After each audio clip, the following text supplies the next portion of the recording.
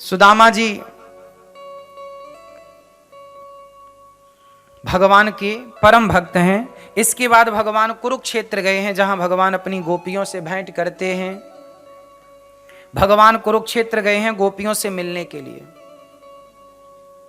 गोपियों से भगवान मिले, 100 वर्षों के बाद भगवान गोपियों से मिले, मां यशोदा से मिले। अच्छा, भगवान श्री कृष्ण जब 100 वर्षों के बाद कुरुक्षेत्र में मिले ना, तो जो भगवान बलराम जी की मां है माता रोहिणी, उन्होंने भगवान की 16,108 पत्नियों ने यशोदा मां से मिली तो उन्होंने कहा, कन्हैया जब छोड़कर आए वृंदावन को तो उनके विरह में गोपियों की क्या हालत थी, जरा हमें बताओ।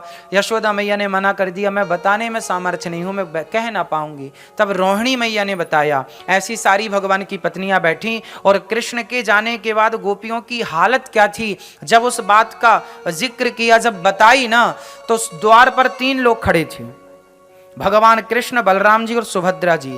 और जब मां रोहिणी ने वो बात कही कि कृष्ण के जाने के बाद गोपियां ऐसे तड़प रही हैं जैसे मछली तड़प रही हो, वृंदावन में किसी के घर भोजन नहीं बना, चूल्हा नहीं जला, गोपियां रोती रही, गाय रोती रही, पक्षी रोते रहे, गोविंद के इंतजार में सब हाहाकार मचा रहा। जब ये विरह की बात भगवान ने सुनी तो उस विरह अग्नि में पिघल गए भगवान।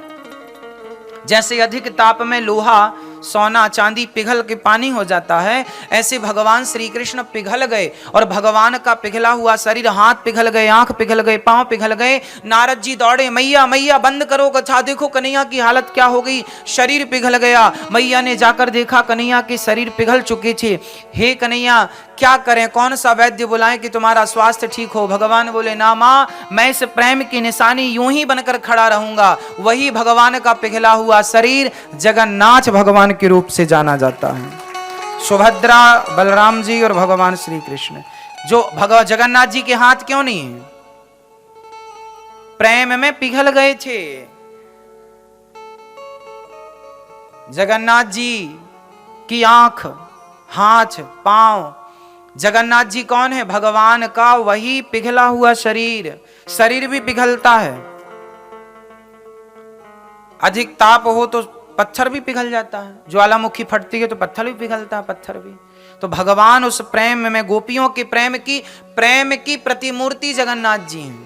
प्रेम की निशानी, गोपियों के प्रेम का ऋण चुकाने के लिए रोहिणी मां ने कहा कि बोल कन्हैया तेरा कैसा इलाज करा दूं। बोले, ना मां, मैं प्रेम का ऋण चुकाता रहूंगा, इसी मुद्रा में खड़ा रहूंगा और अपनी गोपियों के प्रेम का ऋण चुकाऊंगा, क्योंकि उन्होंने इतना प्रेम किया कि मैं उन्हें छोड़कर चला गया। क्या करता मैं लीला थी, लेकिन अब वो प्रेम का जो ऋण है वो उतरेगा कैसे, मैं यूं ही। इसलिए जगन्नाथ जी हाथ पसारे खड़े हैं ऐसे।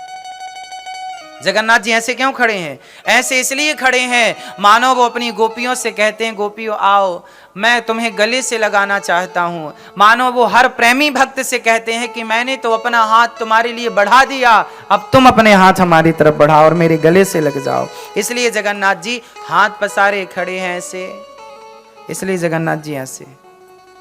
तो भगवान श्री कृष्ण ही जगन्नाथ जी, वही द्वारिकाधीश जी। तो कुरुक्षेत्र में भगवान मिले हैं सबसे और आगे की लीला हुई। फिर भगवान